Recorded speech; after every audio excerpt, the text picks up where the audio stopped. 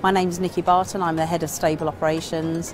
What we do in stable operations is we make sure that bad things don't happen. We identify anything that might go wrong, so we prevent it, to make sure we are prepared. So if there were any problems, we know how to deal with them, we know that we're ready and we're resourced. If the unexpected did happen, like snow, like weather, things like this that we can't predict, then we know exactly how to recover and we get our business back on track and the passengers can keep flying. My name is Alison Hunter and I'm the risk manager at Gatwick Airport. Essentially, I need to make sure that we understand as an organisation what our risks and our hazards are and how we control those risks and make sure we have processes in place to stop those risks from actually happening. The other events that we have are lesser events like baggage system failures. What I can assure you is that we do have contingency plans, so if your bags are delayed, we work with the airlines to try and get your baggage to you as quickly as possible. You need good organisational skills, good communication skills, because you have to talk to a lot of people and you have to be able to interact and build those relationships with those people. My name's Carly Cousins, I'm Contingency Planning Manager for Gatwick Airport. We make sure that all the contingency plans are there for both the smaller risks, like Alison mentioned with the baggage issues, to the bigger risks such as aircraft accident. We make sure that they are exercised so everyone knows what they should be doing if one of those incidents occurs and how we can get back to a stable operation if we've become unstable. Those plans are there to ensure that we can get back up and running as quickly as possible. As a department, and especially in my role, I work really closely with the emergency services, other partner agencies like local authority, local councils, highways agencies. We meet every 6 weeks to make sure we're all on the same page. Should we have any incidents that involve those different agencies, we all know what we should be doing. For my role, you need a number of skills such as time management, punctuality, organisation, relationship building and communication. I'm Nigel Rantle, I'm a Control Centre Duty Manager at Gatwick Airport. Along with my team of Terminal Operations Controllers, we maintain a communication which is effective to our third parties on the campus, which enables them to respond appropriately in any event that we have here. Along with that, we coordinate the response for everything from a business as usual issue, such as a spillage on the floor, right the way through to an aircraft emergency. What we do with the communications and the coordinated response, that enables all parties that operate at Gatwick to coordinate their response, so we have a stable operation. The skills required for my job would be anything IT, geography, because we are in an airport, awareness of your surroundings and your ability to multitask.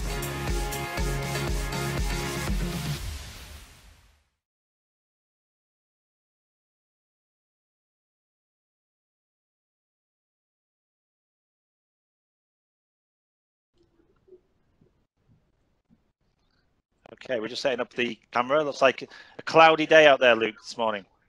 It is very cloudy out there this morning. The weather's not particularly great at Gatwick today, a bit wet, a bit rainy. Can you see that as well? Can you see what we're seeing? Hopefully you can. Yes, you can. Yes, you can. Perfect. Okay, so what are we actually looking at there, Luke? So we're actually looking out onto the airfield over the roof. You can see it's a South Terminal roof. And on the left, you'll have the main runway. So we've got a lot of aircraft just departing and arriving, just going through what we call our first wave this morning, where we'll see the majority of our aircraft departing to their destinations across the world. I know it might sound an obvious question, but what time do you start? What time do the planes start taking off there? So at the moment, you see movements 24 hours a day, but primarily the bulk of the movements will start around about 6 o'clock in the morning. About 6 a.m. So they've been going at it now for about 3 hours. Indeed, yeah. So we're just coming towards the end of that what we call that first wave period. So that first bulk of departures for the day. Brilliant. Well, listen, thank you both for joining us this morning. Alison, we saw you there in the video as well. So it's Alison Hunter, Risk Manager. Just tell us a little bit, before we get into the questions, Alison, could you tell us a little bit more about your role and what you get involved with there at Stable Operations, please? So part of my role is really around making sure that we understand what risks are at the airport and making sure that we control those risks as much as possible to stop them from happening, but recognising that they actually do happen. So we need to make sure that we have the right response plans with the emergency services in place, and also contingency plans, so that if an event does happen, we're able to respond really, really quickly and try and recover as fast as possible to get the airport operation back up and running. So on a daily basis, Alison, how often are you sort of called into action with those kind of incidents? How often is this happening? So in terms of incidents at the airport, we usually have, in a month, we have between 20 to 25 events that happen, but they're varying degrees. So it might just be a short-term check-in failure, so where you check your bags in, something happens there, or it could be something to do with an aircraft on the runway where there's a fuel spillage or something like that. Okay, great. There is some questions about your role coming up, actually, but before we get into that, I just want to also welcome back Luke, who was on our very first Gatwick Airport broadcast just over a year ago, Luke. Indeed, it was just over a year ago, -4 degrees on the airfield on a morning. So yeah, slightly warmer this morning in a room. Yeah, we wouldn't be that cruel to do that to you again, but that was quite an experience, and thank you for coming back to speak to us here on Learn Live. You're welcome. Just tell us then what you're up to, because I think your role may have changed since last time we spoke to you, because now you're an incident operations manager, and just tell us a little bit more about that, please. Indeed, yeah. So just after we broadcast last year, I was working on the airfield as an airside operations manager, but my role changed in April of last year to the current role that I'm in now, which is an incident operations manager. So where Alison was talking about the response piece to incidents at the airport, I sit really within that category, and there's a team of 6 of us that cover a 24-hour period here at Gatwick. And what we do is we work very closely with all of our stakeholders, the various departments within the airport, and also the wider Gatwick family, so all of our third-party businesses. And what we'll do is ensure that if we have an incident here at Gatwick, and as Alison said, they can be of varying degrees, we ensure that the response that's put in place is measured to the incident. But then obviously we want to return to what we call a business as usual, or a stable operation, as quickly as possible. Thank you for that, Luke. So there is some crossover then between your role and Alison's in that sense. Yes, most definitely. Okay. Just to remind the schools to use the chat facility, which you'll find at the bottom of the screen underneath the live feed. We're getting some great shots as well from the airport there as the planes are coming in and taking off, which is great to see. Shame about the weather. Oh, there we are. I've got one coming in now. I don't suppose you can spot that from that distance, can you, Luke, what that is? Unfortunately, I can't. It's the clarity. It's not very clear, unfortunately, with the poor visibility we've got out there at the moment. Yeah. But what's the most popular plane that lands at Gatwick? What do you find is using your airport the most? So you'll find that we've got the Airbus A320 probably utilises us the most, and that's primarily used by EasyJet and British Airways, who are 2 of our bigger carriers here at Gatwick. Norwegian operate on the Boeing 737, and then for their longer haul stuff, they'll operate on the Boeing 787. But then we've got the iconic Airbus A380 as well that operates 3 times a day to and from Dubai with Emirates as well. That's an impressive sight, isn't it, when that comes in? It is. Can you just give us a sense of the scale then? Because one of the questions we had in just before was how big is Gatwick Airport? So obviously we're getting a view out of the window where you are now. Well, give us a sense of the size of the airport, please. Sorry, Luke, that's for you. That's for me, is it? Okay, fair enough.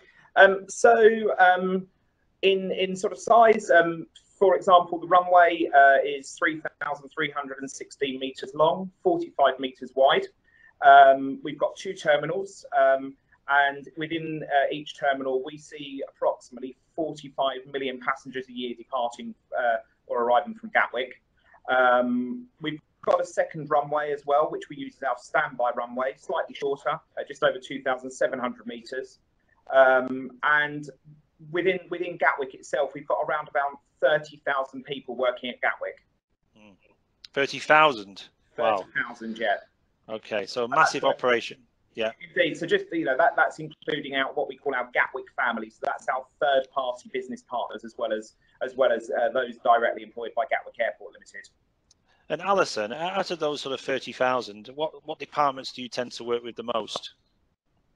I need to work with everyone really, because the risks are so broad across our organisation, but also those organisations as well. So I have relationships which I've built up over time with a vast number of stakeholders, and it's really important to maintain those relationships so that we can have open and honest conversations, particularly around our risks. Absolutely. So I'm going to ask you a couple of questions about, I suppose, your journey in, if I may. So you've been how long have you been at the airport now, Alison? So it makes me feel old, actually. I've worked at the airport for over 30 years. So I really started my career at Gatwick Airport. And how did you start? So first of all, I actually started working for a couple of airlines and a handling agent.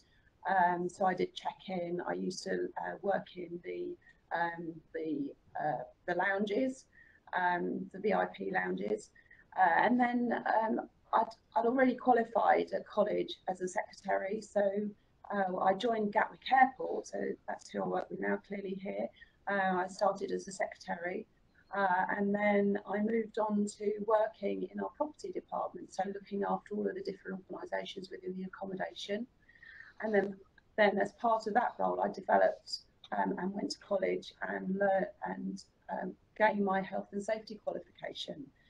So then I moved into the central health and safety department, so looking after the health and safety of both sort of Gatwick Airport as a company, but also working with all of the other stakeholders. So that was kind of really the starting point in terms of building up those relationships. And then I qualified as a fire safety manager, and I became fire strategy manager here. So I was responsible for making sure that we had the adequate fire protection of our buildings, etc. And then I moved into business continuity. So you saw on the video Carly talking to you about emergency response and business continuity. I used to do that role. And so I used to work with those emergency services to develop the plans that we have so that we can work together, and then also the contingency plans, so that, as I've said before, in terms of enabling us to deal with events and then being able to recover. And then I moved into risk management, which is where I am now. So I've had quite a lot of experience over the years, and I've built up my knowledge and my skills, both in terms of at the airport, but also gaining qualifications, external qualifications, which I've then brought in and been able to utilise here. Oh, thank you for that, Alison. So I know you may have mentioned this before, but you said 20 to 25 incidents, I believe, on a monthly basis. So quite a lot going on. I mean, how do they rank? I mean, presumably you'll have like major incidents and then there's sort of more minor ones. And how many of them do you have per month? So major incidents, we don't have that many per month. We might have probably about 3 or 4 a year. But in terms of other events, they can be, as I said, very different degrees. Some of them are actually events that we're not actually in control of. So it could be something to do with, last week, for example, we had French air traffic control were on strike, and that does have an impact on the airspace around the airport and around the UK. So, you know, we have to make sure that we're prepared to be able to deal with any implications or any delays that we might have, or even flight cancellations that might occur as a result of those things. So it can be a wide variety of different issues that we have to deal with. And how would you define, Luke, for you, Luke, a major incident? What would that be? What would that look like? So for a major incident, it's if it's impacting our passenger experience, our baggage or our airfield. So I'll give you an example of what probably the largest incident we've had in the last couple of years was an aircraft arriving at Gatwick after departing. It returned with an emergency, with a problem with its nose wheel, and upon arrival the nose wheel failed, so it collapsed, and as a result of that the aircraft became disabled on our main runway, which meant the runway was no longer available for use. So that led to a high number of cancellations, which obviously impacted our passenger experience quite significantly. And our recovery time was obviously a lot longer whilst we got the aircraft off of the runway and able to carry out some repairs and then get the runway reopened for business as quickly as possible. But obviously, as always, safety will be our #1 priority. So we need to ensure that the runway is safe and ready for use before we reopen it again. And how do you train for that, Alison? Because obviously you can train for, I guess, so much, but how do you train for something like that, and what sort of goes on behind the scenes for you? Well, if we have our contingency plans or our response plans, then inevitably we train to actually be able to deal with them all the time. So we do a lot of work with the emergency services to make sure that we're all aligned in terms of what our training is geared towards. But we do have what we call an incident management structure here, so that if there are events that happen which are slightly, well, they're probably not foreseen, then we have a management structure in place, and Luke is part of that structure, so that we can actually deal with those events. And sometimes it's a case of, we have to plan, we have to do hot planning at the time to be able to respond to those events. A question that comes up quite a lot on Learn Live, not just with this type of broadcast, but for any employer. I'm going to start with you, Alison. How do you cope with stress in your work? It sounds like you get quite a lot of that. So what sort of mechanism do you have in place to deal with that? Well, I think a handy tip is to take a deep breath and take a step back. Try not to get too emotionally involved. Is try to make an absolutely appropriate assessment of what's actually going on, so that you can actually then start making decisions and making rational decisions. That is so important in both our lines of work. And would you go along with that, Luke, or do you have other tips that you use? No, most definitely. To be fair, as Alison said, things can strike us as unknown at times, and things can happen. And for my role as an incident operations manager, you have to remain level-headed. So I will always take a step back, actually look at the situation. As Alison said, take a deep breath. Just take scope of actually what's going on, and then make some of the those key decisions, but making them in an informed process as well. So you've got the facts there around you, and that really helps. It's really important to remain calm as well. You might not feel calm inside, but outwardly you really need to show that you are calm, because actually then you're in control. There's a question about work experience, which I'm going to cover off in a second. But before I do that, Alison, can you remember when you were in college, is this what you wanted to do you think, or did you not have any idea at that time that you would end up as a risk manager at Gatwick Airport? I had absolutely no idea at the time. I think, I became qualified and I knew that it was something. It gave me some good organisational skills, which were absolutely transferable to any role. But I did want to work at Gatwick Airport. I've got family who work at Gatwick Airport, and it was something that I really wanted to, or a place where I wanted to work, because there is just so much going on here, and every single day is different.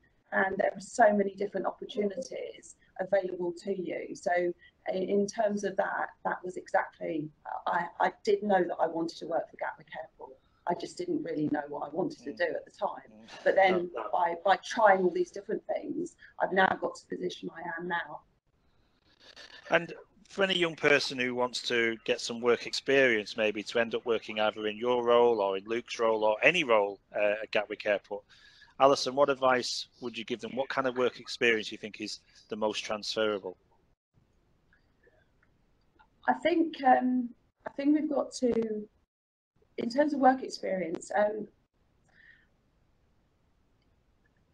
what we can do is we can arrange some work experience here. So we do periodically have school children here in terms of work experience, and it's more around being able to give them a familiarisation of how the airport operates and all the different facets of it, because there are so many different things. So when you travel on your holidays, there are a lot of things that you never see, and so a lot of the work experience here is about opening your mind and looking at all the different types of jobs and opportunities and roles that there are. So we do that, and also some airlines and some of the other organisations here do work experience as well. So it is something that we can organise. Fantastic. And Luke, for you, I mean, what experience outside of the airport would you suggest young people could do? You know, customer service role maybe? Yes, most definitely. I think it's just worth just adding on to what Alison said as well with regards to work experience. You know, for those that are interested, there are details on our website. You know, I would recommend that people just look at that, and that provides the details of what we can and unfortunately can't provide as well. But yeah, going into roles, and you know, definitely customer service roles. If you're looking to go into sort of customer facing roles, you know, I've worked my way through a variety of roles as well over the past 17, 18 years. But my career started in a customer facing role as well, and then I've worked my way through into in various departments as well. And also, there have been some past live broadcasts, so actually it's really worth having a look at some of those as well, because that'll give you an idea of all the different things that are available. Okay, thank you. I can see that you're getting live updates there from the window as well as to what we can help these young people with today. Thank you for that. Also, you know, for the people who've logged in this morning and also who booked in for this, there is a link to the Gatwick Airport website as well, which I think you'll find helpful, along with some, as Alison quite rightly said, some of the previous broadcasts.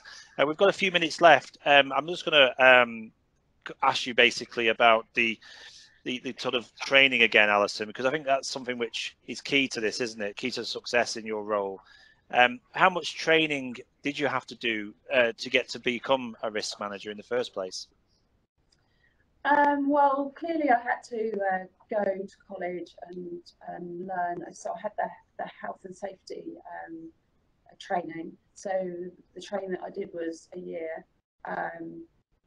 So I did that, and then also the fire safety training. That was kind of a couple of years of training in terms of, and then workplace experience here actually. So I could apply the learning that I had, and then a lot of it is about how you build up your experience over time as well. So every experience you have, if you just take part of the learning from that experience and then apply it into whatever role you actually have, it's amazing how much you do learn, and sometimes you actually don't realise how much you learned, and absolutely you can then transfer it into whatever role that you want to do. Absolutely. And Luke, from your side, I mean, you know, the training you've had within your role, you know, how much training is involved to become, for example, an incident operations manager? And it was a question around that, you know, around how much experience you need, but also what training do you need to do your job successfully? Indeed. So we've recently brought 2 new incident operations managers into Gatwick from areas outside of aviation as well. So in fact 3. So we've had an engineer and 2 people from the ambulance service who have got various experience from incident management, but no aviation experience. And actually they've gone through quite an intense 10-week training program where they've seen all areas of the business. They've been out and shadowed departments. They've spent time with the current incident operations managers, and then been through various stages of sign-off in order to ensure competency prior to actually going live into their role. So that process takes around 10 weeks. 10 weeks, okay. So, and also, can I just ask Luke about people who join your unit for the first time? Because it's obviously for young people who are thinking of a career when they first start with you. What sort of mentoring process do you have in place to support them when they first join Gatwick Airport? So for anyone joining the organisation, they will have normally someone assigned to them for their training that will guide and coach them through. They'll go through various company inductions to cover some of the mandatory training they have to go through, so things like fire training, health and safety training, etc. But then their line manager will ensure regular one-to-ones with them as well, to look at their progress and give them the support that they may need as they're progressing before they go live into their role. Brilliant. Thank you so much. We're almost there. I just wanted to ask you one final question each, if I may, about life at Gatwick. And obviously, you know, you've both joined and rose up, progressed through into where you are now. So many congratulations on that. And I think for young people joining, that's a great sign to see, isn't it, that you can stay within the airport for a long time and progress within it.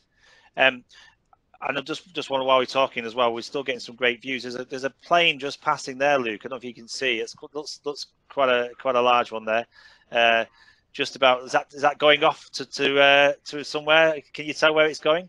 I can't tell you where it's going, unfortunately, but it looks like it's a British Airways A320 aircraft just going past the window there. Yeah. I'm just trying to work out if it's just arrived or just landed. I'm not quite sure at the moment, unfortunately, just from the view. But I'm being assured from my colleague in the corner that's doing the filming is they believe it is actually departing this morning. Okay, so we may see that one go off if we're lucky. Can I just very generally about life at Gatwick, because a lot of young people who apply for jobs want to enjoy the work. Ultimately, Alison, for you, what's the best thing about your job?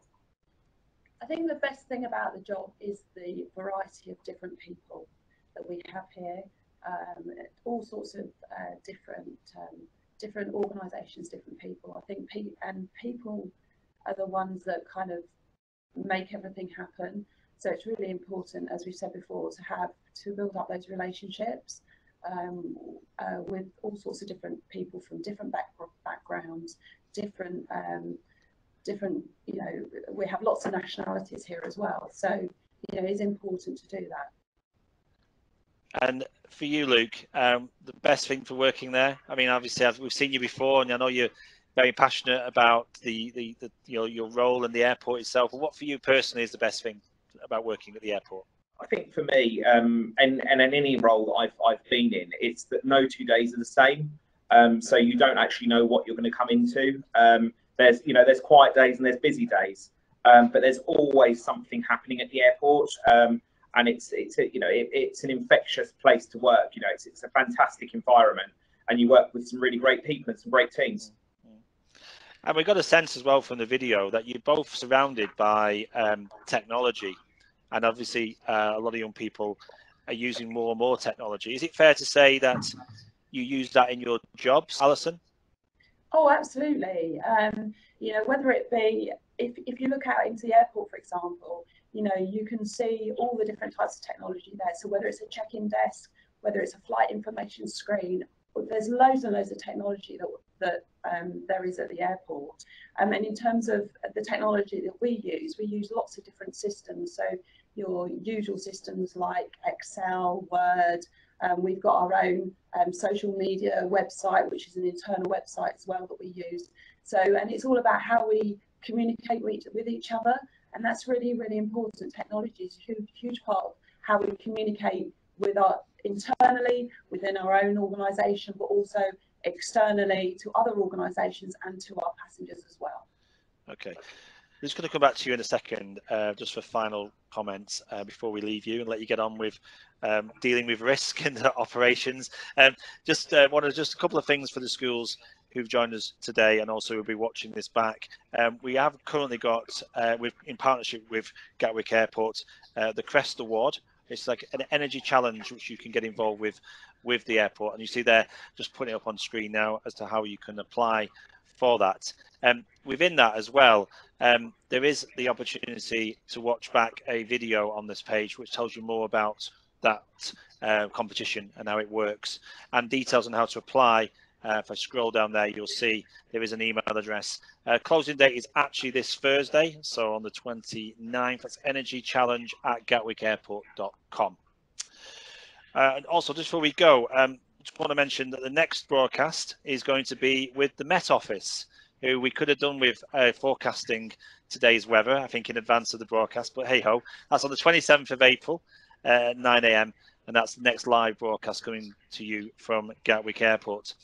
It's been great to catch up with Alison and Luke this morning. Thank you so much for your time, explaining a little bit about your role. I think there's still probably a few people not understanding what stable operations means. So why, can I just ask Alison, I suppose we should have asked this at the start, is why the word stable? Do you know where that came from?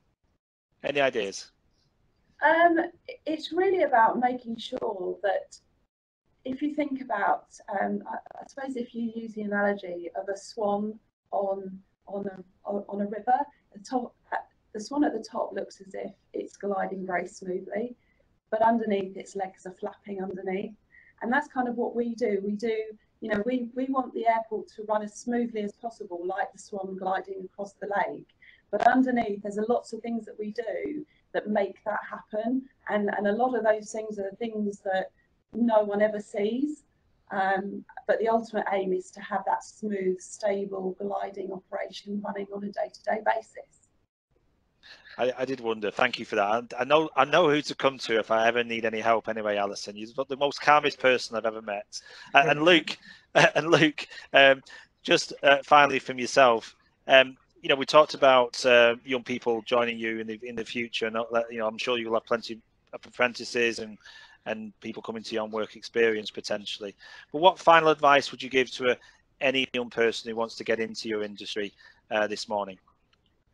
I think anyone wanting to get into the industry is making sure that you know, throughout your school career you actually apply yourself, and you give it your all before coming into the big wide world of work. And any opportunity for work experience or any sort of exposure to a business environment, I'd really promote to the young people listening this morning. That's great advice. And Alison, would you share that as well? Just final comments from you about what advice you can give these young people who may want to join your industry in the future? No, absolutely. It's really, really important to get experience, even if it's only working in a shop initially, just to get that experience where you're able to interact with people and build those relationships with people. And then if you can broaden your skills in terms of organisational skills particularly, because as we said here, it's a really exciting place to work, but lots of things are happening at the same time. So to be able to sort of multitask is something that's really actually something that's quite important for you to be able to do. But whether that's working at Gatwick Airport or whether that's working anywhere, that's always something it's worth practicing. Great advice from both of you. Thank you so much for that, and also for your insights into what you both do there at Gatwick Airport. And also I just want to say thank you as well to your cameraman there, who's been giving us some great shots of the airport again, looking fantastic. And a pity about the weather, but we've seen quite a lot of activity, Luke, this morning. I suspect that's a quiet period. Is it compared to what it would have been like at 6 o'clock? Oh, most definitely. It's calmed down quite significantly now compared to what we would have seen had we have been live earlier this morning. Brilliant. And also just say thank you to the schools. Some great questions as always here on Learn Live. Okay, a copy of this will go out in the next few weeks, so you'll be able to enjoy this broadcast again and share it with colleagues. In the meantime, thank you so much to Alison and Luke for your time this morning. We're going to just leave the camera of the airport on, so you guys, you're free to go now. But we're just going to leave the shots of the airport on just for a couple more minutes, so people can enjoy the view as the planes come in and take off as well. Have a great week, both of you, and hopefully we'll see you again on Learn Live. Thank you. Bye-bye.